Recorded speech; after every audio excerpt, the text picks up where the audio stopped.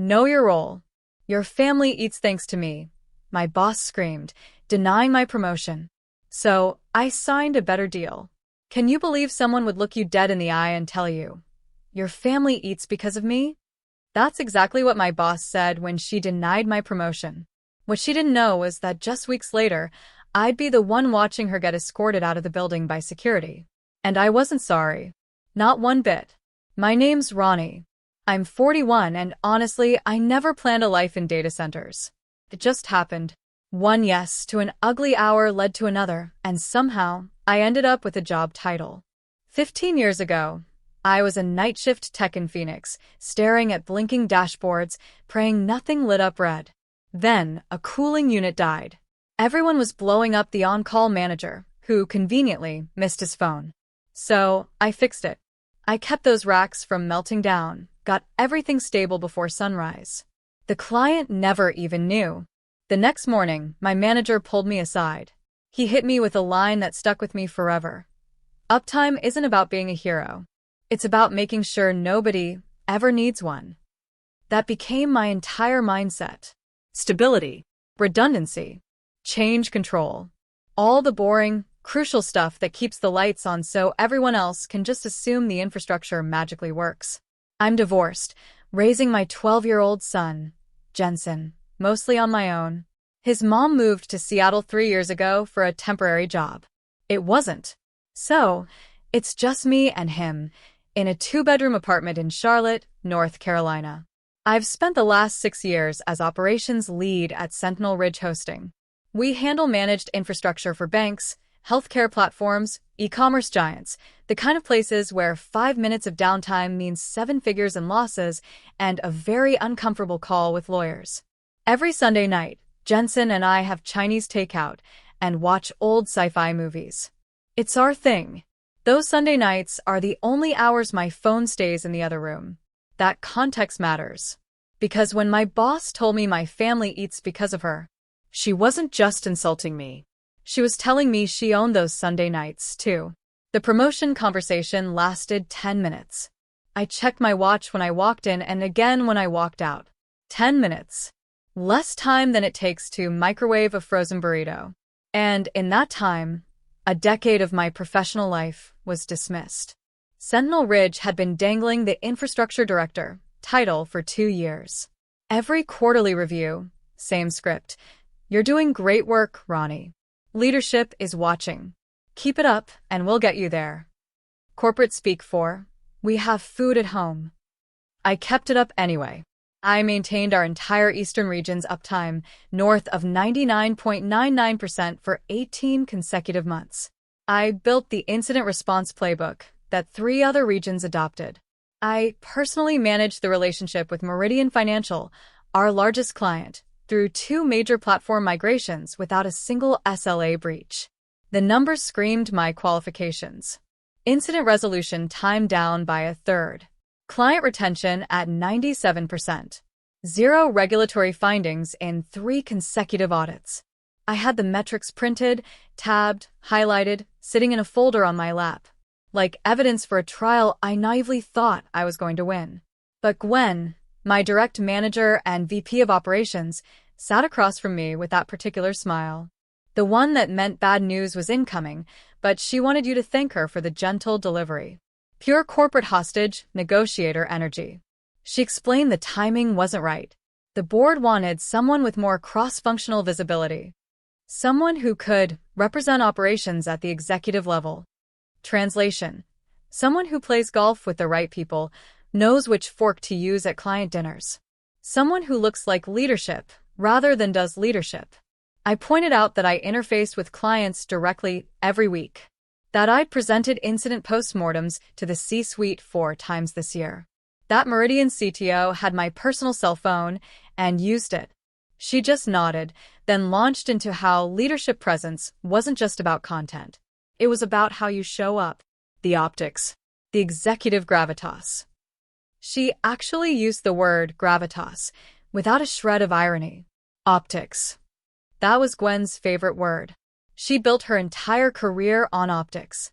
Showing up to client meetings in blazers while I was elbow deep in server racks.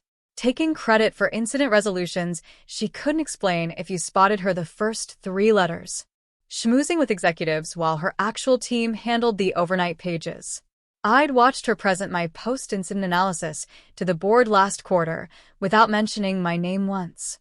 My team identified the root cause, she'd said, standing in front of slides I'd built, explaining a failure mode I diagnosed while she was at a leadership retreat in Asheville.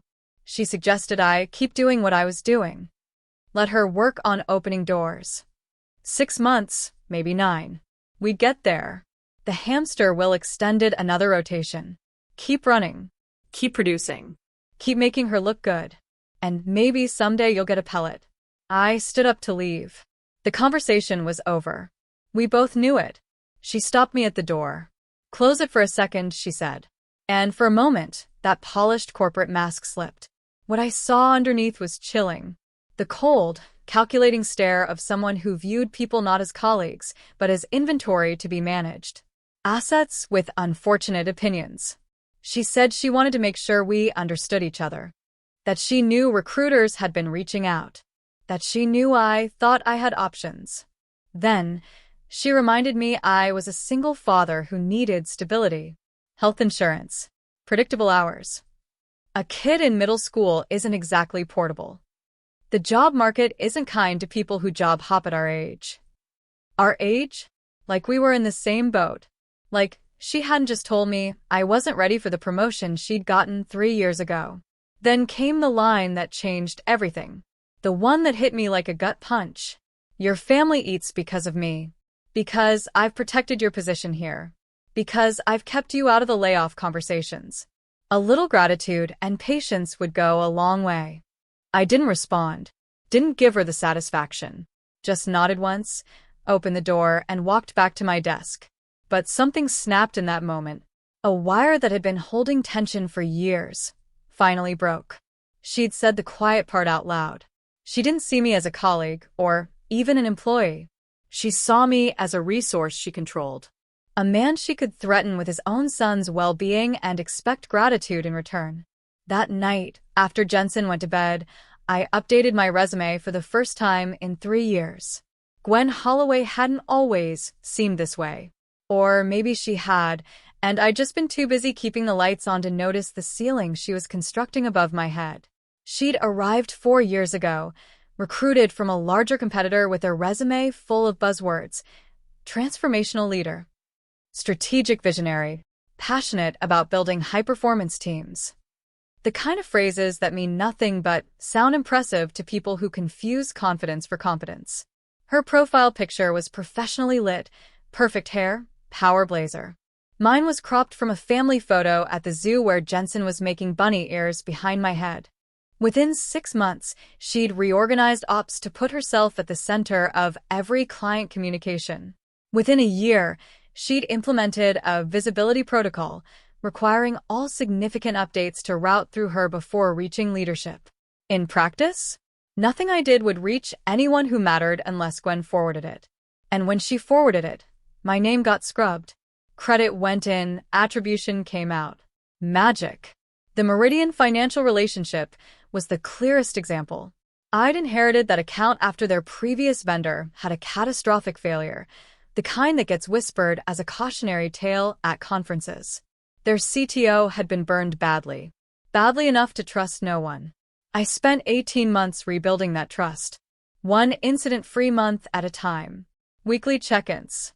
Transparent reporting.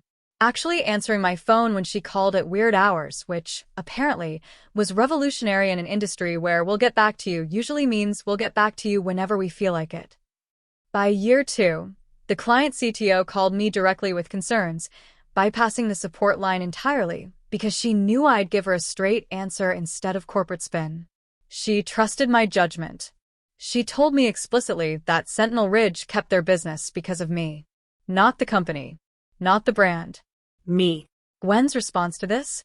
She inserted herself into every Meridian communication. CC'd herself on every email.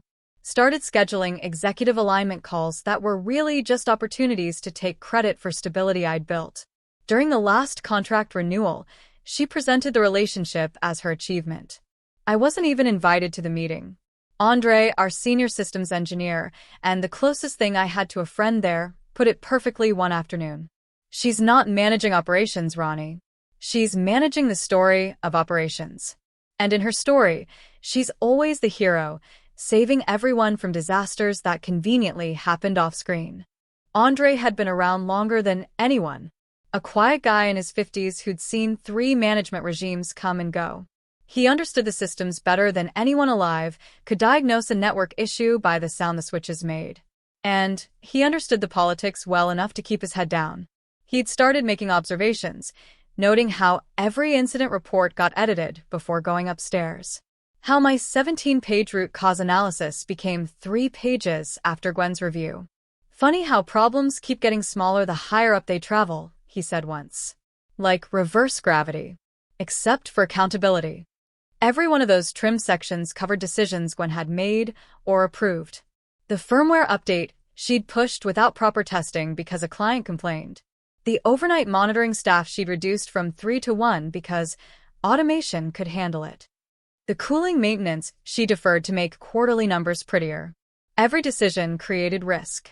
Every time I documented that risk, the documentation disappeared into her editorial process and emerged sanitized, blame-free, ready for executive consumption. I wasn't just being blocked from promotion. I was being used as a shield. All the risk lived with me. All the credit lived with her. And if anything ever went wrong, I knew exactly whose name would appear on the incident report while hers stayed mysteriously absent. The Meridian contract renewal was coming up in 2 months, along with a major platform migration requiring perfect execution. Gwen was already positioning herself to lead it, meaning she'd be in the meetings while I did the actual work. Again. So, I started taking those recruiter calls seriously. The offer from Redstone Infrastructure came through on a Tuesday afternoon. Director of Incident Operations. A 30% salary increase. Full remote flexibility with quarterly travel to their Denver headquarters. And most importantly, a clause I'd negotiated myself limiting mandatory on-call to 1 weekend per month, with comp time guaranteed for anything beyond that. I'd been interviewing quietly for 2 months. 3 final rounds with different companies, taking PTO for appointments that were actually video calls from my car in various parking lots around Charlotte. The automotive interview circuit. I called it. Redstone felt right. A company with an actual engineering culture, not just slide decks about engineering culture. Their CTO had been an ops person before leadership, which meant he understood uptime wasn't magic. It was discipline, investment, and treating the people who did the work like professionals instead of resources. Before accepting, I negotiated one more thing, a start date 3 weeks out instead of 2, giving me time to wrap up responsibly and take Jensen camping before the transition. They agreed without a single pushback. I signed the offer Wednesday evening after Jensen went to bed. Cleared the background check by Friday. Monday morning, written confirmation arrived. All contingencies satisfied. The job was mine. The exit door was open. Monday afternoon, I requested a meeting with Gwen. She looked surprised when I walked in and closed the door. Probably expected another conversation about migration timelines or resource allocation or some other fire that needed my attention. Instead, I placed a single sheet of paper on her desk. This is my 2-week notice. My last day will be the 28th. 3 full seconds of silence. I watched her process it. Confusion. A flicker of what might have been panic. Recalculation. Then, the familiar mask slid back into place. She tried the concerned mentor angle first. Said she knew the promotion news was disappointing, but these things take time. Politics. Patience. Building relationships. Running away wasn't the answer. Translation. Stay on the hamster wheel. The pellet is coming eventually. I told her I wasn't running. I was making a career decision. She pivoted to guilt. Reminded me I had a son. That stability matters. Asked what happens if this new opportunity doesn't work out. Said the job market isn't exactly friendly to people at our stage of career. Our stage. Like we were peers. Like she hadn't spent 4 years making sure I stayed exactly where I was. Same play as before, different phrasing. I told her my decision was final. Her expression shifted. She pointed out the Meridian migration was in 6 weeks. That I was the only one who knew their environment at this level. Their systems. Their quirks. Their people. That leaving now put the entire relationship at risk. The company at risk. I explained the migration plan was documented. The runbooks were complete. Any competent engineer could execute them. She demanded I push my start date. Give 8 weeks instead of 2. Let them hire and train my replacement properly. Then insisted I be available for questions after leaving. Consultant arrangement.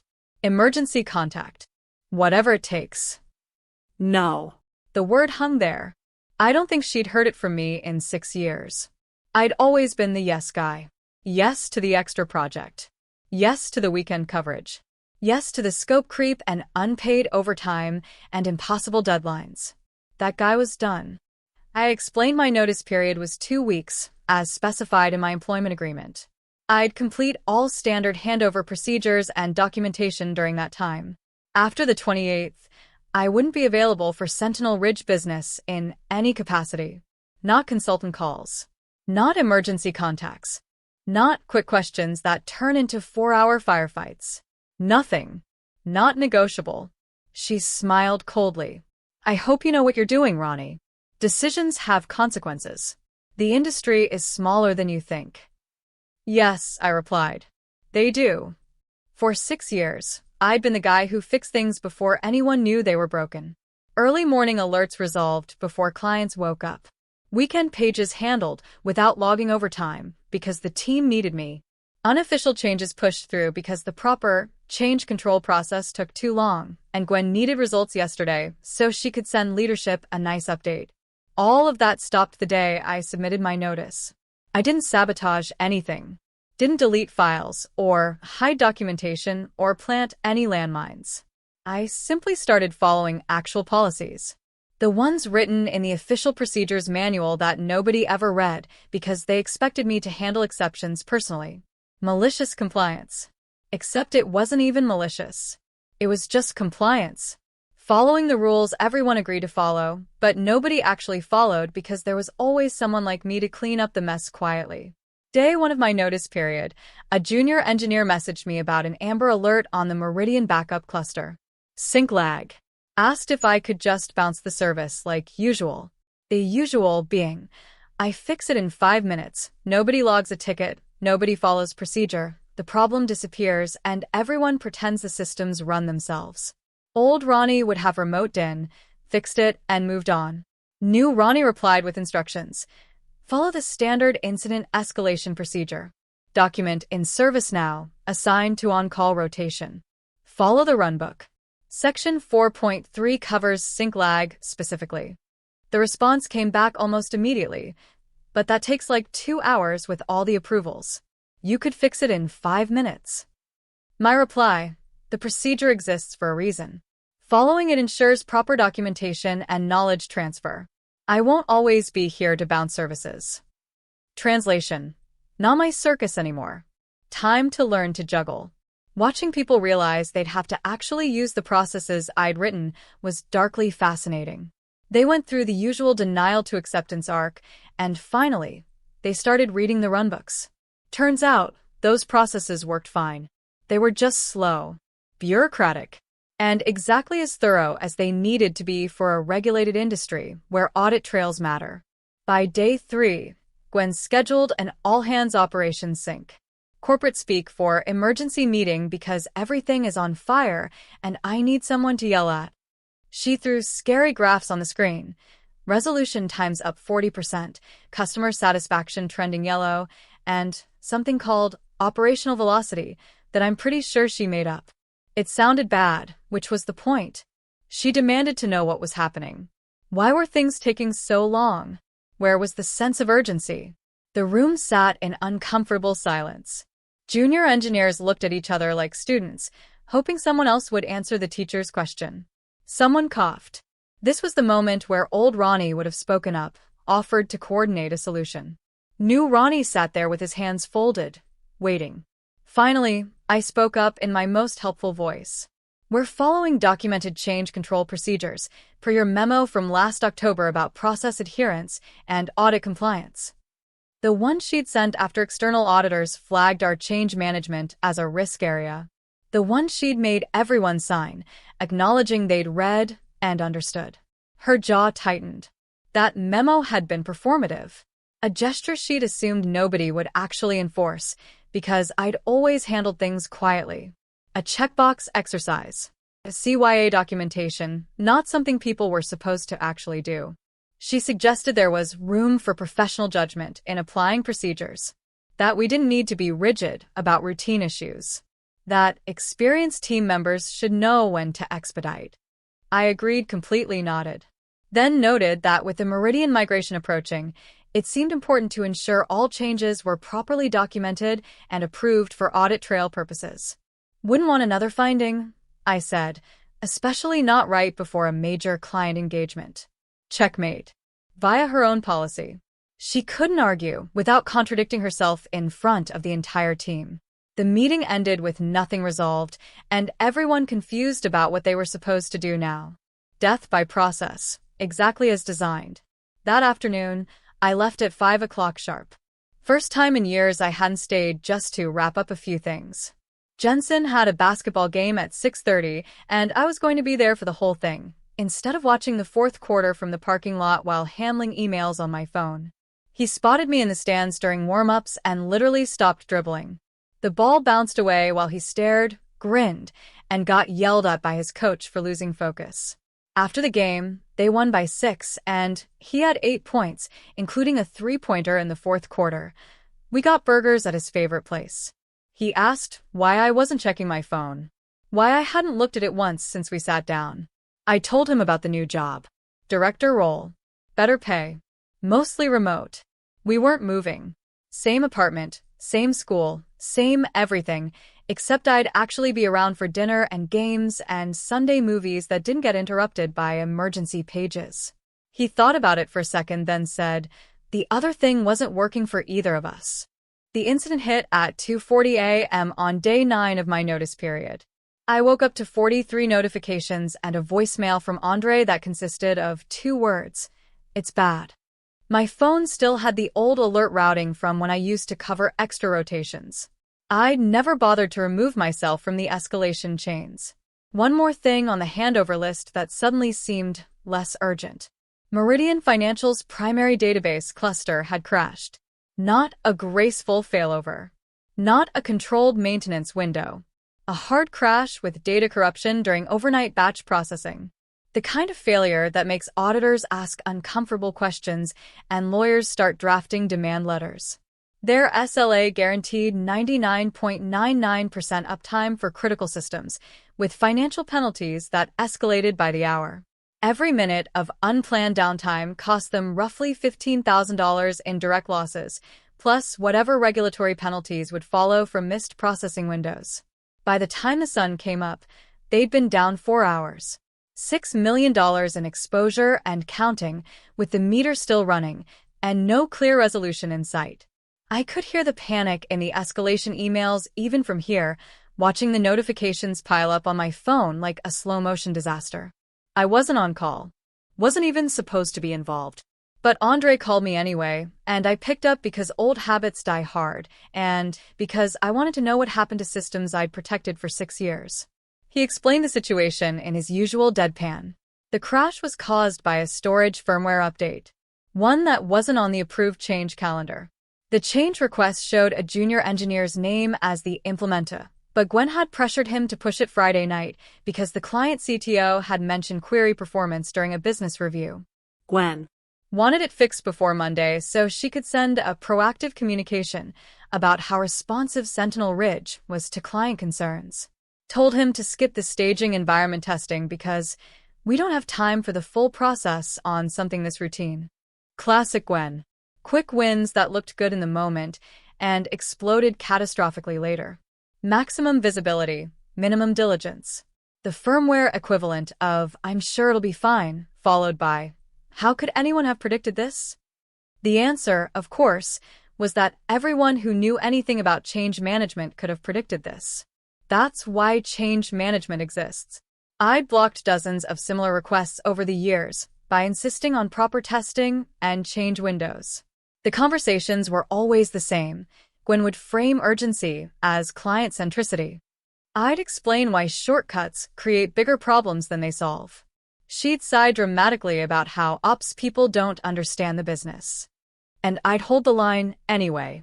Without me running interference, nobody was left willing to tell her no. Nobody wanted to be the person who slowed things down, or didn't understand the urgency, or wasn't a team player.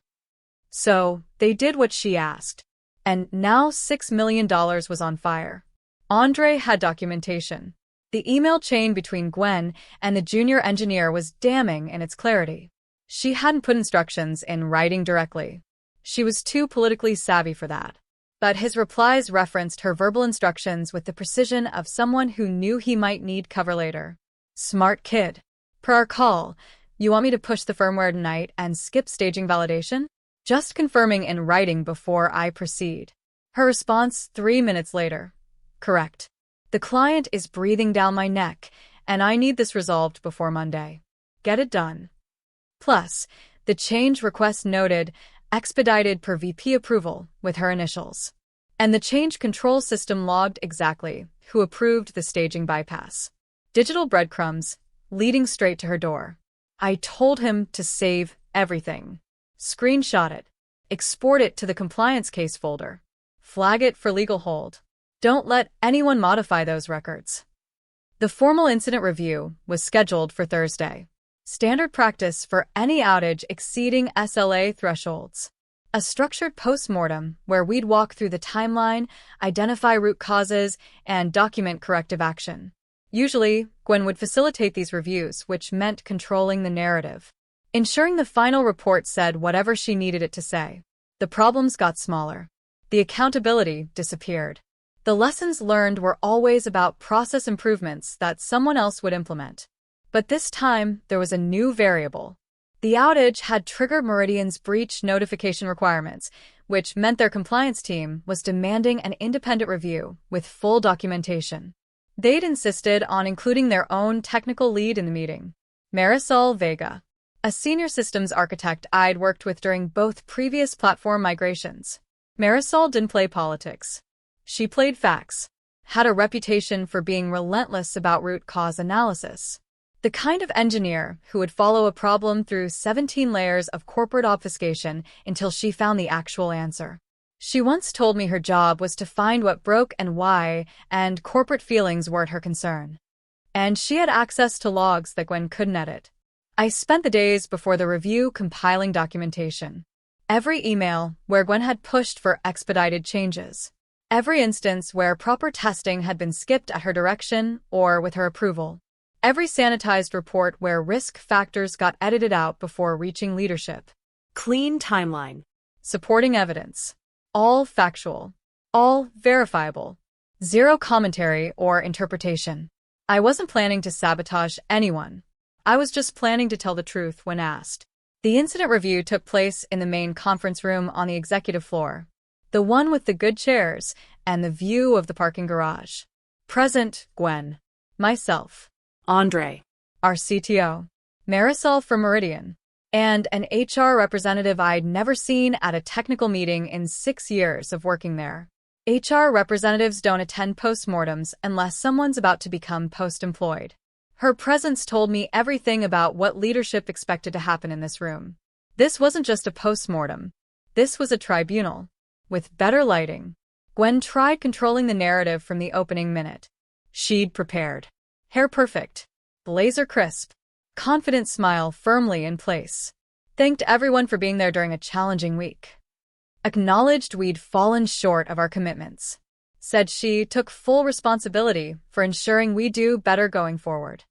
Yeah, taking responsibility for improvement is not the same as accepting responsibility for failure. It's the rhetorical equivalent of a magician's misdirection. Asterisk, watch this hand. Not that one. Asterisk, then she suggested we focus on constructive root cause analysis rather than assigning blame. Translation, let's make sure blame lands somewhere else. She asked me to walk through the technical timeline. Gracious of her to let me present the facts that would end her career. I'd prepared 8 slides, timestamps, log excerpts, email threads. Facts, arranged in chronological order, sourced to specific documentation. Just reality. With receipts. I explained the incident began at 2:40 a.m. when the primary database cluster experienced a corruption event during scheduled batch processing. The root cause was a storage firmware update that introduced a compatibility issue with our database versioning. The firmware documentation explicitly required staging environment validation before production deployment. The update went to production at 11:34 p.m. the previous Friday. Without staging validation, I showed the change request screenshot, submitted 9:45 p.m. Friday, approved 9:50 p.m. 5 minutes from request to approval for a firmware change on production database systems. Standard change control requires a 72-hour review window, plus mandatory staging validation. Both requirements were waived. The waiver notation read, Expedited PRVP approval, DH. Gwen shifted in her seat, but kept her expression neutral. Explained, it was a judgment call based on client urgency. Meridian had flagged performance concerns that needed prompt attention. Sometimes you have to balance process with responsiveness. Can't let bureaucracy get in the way of client service. Marisol spoke for the first time. Voice calm, precise. The voice of someone who'd sat through 100 of these meetings and had exactly 0 patience for corporate spin.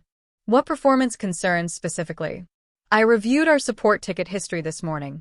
There's no escalation from our team requesting emergency firmware intervention. No severity, 1 ticket. No documented urgency.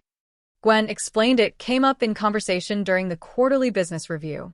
The client CTO had mentioned some query latency that was concerning her team. Informal feedback.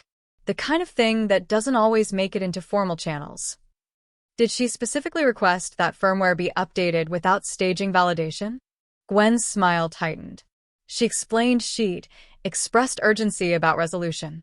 She made a leadership decision to prioritize client satisfaction and competitive responsiveness. Sometimes you have to take initiative. I advanced to the next slide. The email thread with key passages highlighted. I read the relevant exchange. The junior engineer's email at 9:15 p.m. Friday. Per call, you want me to push the firmware update tonight and skip staging validation. Just confirming instructions in writing before I proceed. Gwen's response at 9:18 p.m. Correct. The client is breathing down my neck, and I need this resolved before Monday. Get it done. Silence settled over the room like a physical weight. Gwen claimed she was paraphrasing client pressure, not overriding safety procedures. The engineer had the authority to push back if he had concerns. He could have said no. Our CTO leaned forward. Noted the email seemed fairly explicit. Asked if there was another interpretation he was missing. Gwen said context matters. She was communicating urgency, not overriding change control. Experienced professionals should understand nuance. Andre cleared his throat. He'd been watching with his usual detachment, but something in his posture had shifted. He leaned forward slightly. The change control audit log shows Gwen's credentials approved the expedited timeline and staging bypass. Not the engineer's supervisor. Not the change control board, as required for production database systems. Gwen directly. Using VP override authority. The timestamp is 9:50 p.m. Friday, 5 minutes after the request was submitted. The HR rep's pen was moving across her legal pad with intense focus. Transcribing testimony. Building a record.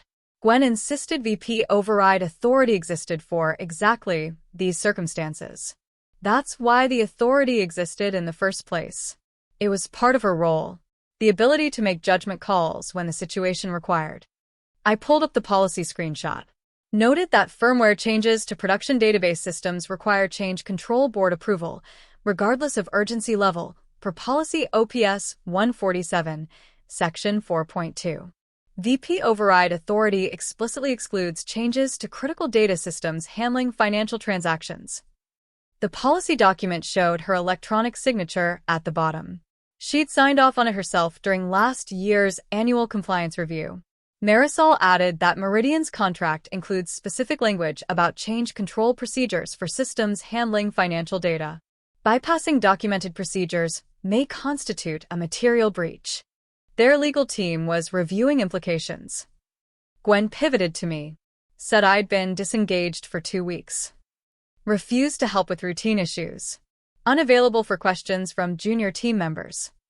Now presenting all this like a prosecution instead of a collaborative review. Maybe if I'd been more supportive, this situation wouldn't have happened. I explained I'd followed documented procedures during my notice period, as required by company policy for transitioning employees. Every issue handled according to the established escalation matrix. This incident occurred because documented procedures were bypassed at her explicit written instruction. An instruction I wasn't consulted about and didn't approve. She stood up. Her chair scraped the floor. I don't have to sit here and be attacked by someone who's already checked out. Our CTO held up a hand. Called for a break. Asked Gwen and the HR rep to join him in his office.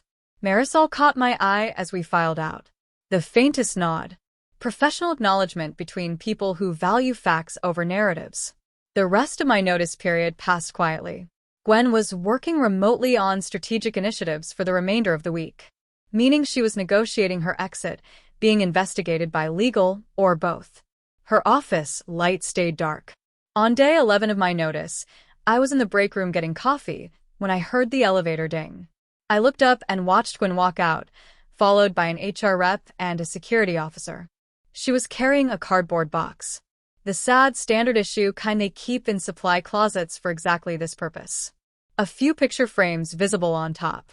Her badge hung from a lanyard around her neck, but the way the security officer walked slightly behind her told me it had already been deactivated. Just decoration now. She didn't look around, didn't make eye contact with anyone, just walked straight toward the lobby doors. The HR rep maintaining that practiced, neutral expression. The security officer wasn't aggressive, just present. The whole thing took maybe 45 seconds. Quiet. Professional. 1 minute she was VP of operations. The next, she was someone who used to work here, walking toward her car in the parking garage. Someone near the window whispered, "Finally," under their breath. I didn't disagree. Our CTO called me into his office on my second-to-last day to confirm what the grapevine had already established.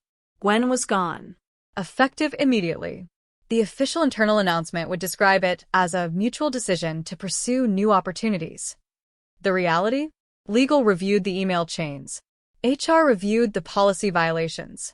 And Meridian made it clear they needed documented governance improvements and leadership changes in the operations organization if the relationship was going to continue. He said they were aware of how badly they'd handled my situation.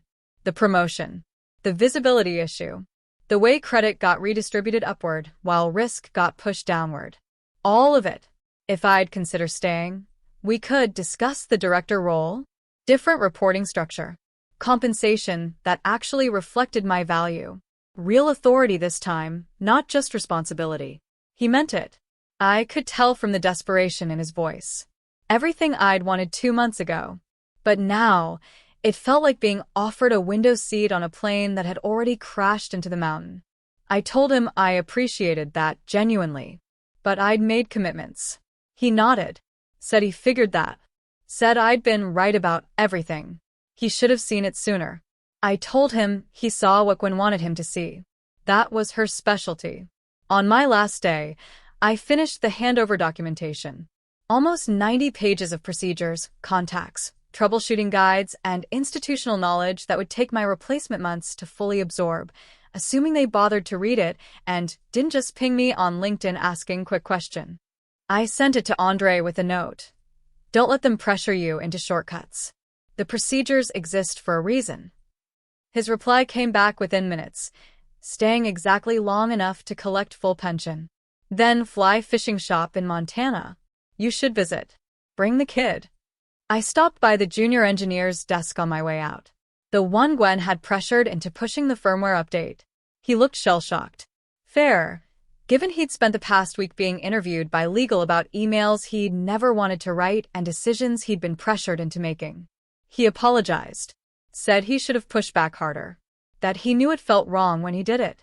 I told him he was a junior engineer doing what his VP explicitly instructed in writing. Not on him. Blame flows upward, not downward. At least in any organization that deserves to exist. But next time someone with authority asks him to skip a safety procedure, get it in writing. Then think carefully about pressing enter. His career will last longer than their urgency. Badge returned. Equipment signed off. NDA reminder acknowledged. Standard exit procedures complete. I walked out of Sentinel Ridge on a Friday afternoon. No fanfare. No goodbye party. No tearful farewells. Just me and a cardboard box, stepping into a humid Charlotte afternoon that smelled like summer rain. Jensen was on the couch when I got home. Basketball highlights on TV. Last day, he asked. Yep. Last day. How do you feel? I thought about it honestly. The years of early mornings and late nights and missed dinners and weekend emergencies. Gwen's cold smile and her comment about my family eating because of her. All the credit stolen and blame deflected and risk absorbed by people who deserved better. And watching her walk out with that sad little box. Good, I said. Really good. We still doing Chinese and Terminator 2 on Sunday? Wouldn't miss it. Monday, I started at Redstone. New badge. New laptop. New Slack workspace full of new people. My first meeting with their CTO covered incident response philosophy and team expectations. He explained their approach was simple. Document everything. Test everything. Never let anyone pressure you into shortcuts because they're in a hurry. The right way is the only way, even when the right way takes longer. Especially when the right way takes longer. I smiled. Said I could work with that. My phone stayed quiet all morning. No pages. No panic texts. No urgent escalations from people needing me to save them from decisions they shouldn't have made. Just the normal rhythm of a job that respected boundaries and understood that uptime wasn't about heroes. It was about systems that worked because people followed the process. Because they invested in redundancy and testing and change control. Because they treated stability as a feature, not an afterthought. 2 weeks later, Andre texted me a screenshot, a company-wide email announcing organizational updates in the operations division. Gwen's name appeared exactly once, buried in the third paragraph. We thank Gwen Holloway for her contributions and wish her well in future endeavors. The rest was corporate boilerplate about continued commitment to operational excellence and strengthening our leadership team and exciting opportunities ahead. Andre's commentary. 3 sentences after 4 years. The official record of her entire tenure. Almost poetic, really. I laughed, closed the message, and went back to work. Some people never learn. But that wasn't my problem anymore. Guys, have you ever felt like you were being completely taken advantage of at work, only for a situation to blow up and finally give you the justice you deserved? What was that turning point for you? Or what would you have done in my place when Gwen said those words? Let me know in the comments below. I really want to hear your stories.